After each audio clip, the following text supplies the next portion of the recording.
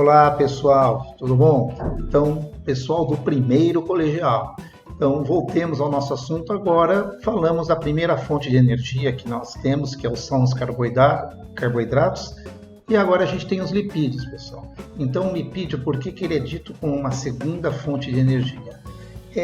Tudo é colocado pela facilidade, a ordem é pela facilidade de obtenção dessa energia. Apesar do lipídio ser muito mais energético do que o carboidrato, ele é muito mais difícil de obter, de ser obtida energia dele.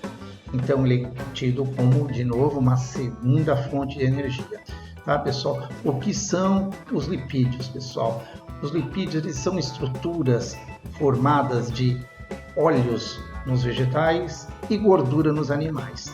Eles são obtidos da glicose. Olha que interessante. Então a glicose, quando ele cai num corpo de um vegetal e o excesso é acumulado em forma de carboidrato, tal amido, e também óleos. Já nos animais não. O lipídio em excesso, que não for gasto, é usado e acumulado em forma de gordura. Pessoal, as gorduras elas são extremamente importantes. Então a gente sabe já que a primeira função da gordura é energética. Só que também as gorduras elas têm funções estruturais e também as gorduras são usadas nas produções de hormônios e algumas vitaminas. Então tá, como foi dito aqui, né, a gente tem dois principais tipos de lipídio, que são os óleos vegetais, como eu já disse, e gorduras são animais. O outro tipo de lipídio que a gente tem são os fosfolipídios. Foi até abordado na aula, não sei se todos lembram, né, da aula que eu falei sobre a membrana plasmática, que ela é composta por fosfolipídio, e isso permite, pessoal, com que as células primordiais, que são as células iniciais, que depois elas se diferenciam de acordo com essas funções, as células primordiais elas são redondas. Por que elas são arredondadas, pessoal? É como eu disse para você, quando você pega o óleo de cozinha, você joga na água. A estrutura dela é redonda por quê? Principalmente porque quando você joga na água, elas tentam se defender algumas partes da água e as outras têm afinidade com a água. Então, as que têm afinidade com a água são chamadas das partes hidrófilas da molécula. Elas se dobram para dentro. E as partes se dobram para fora, as hidrófilas.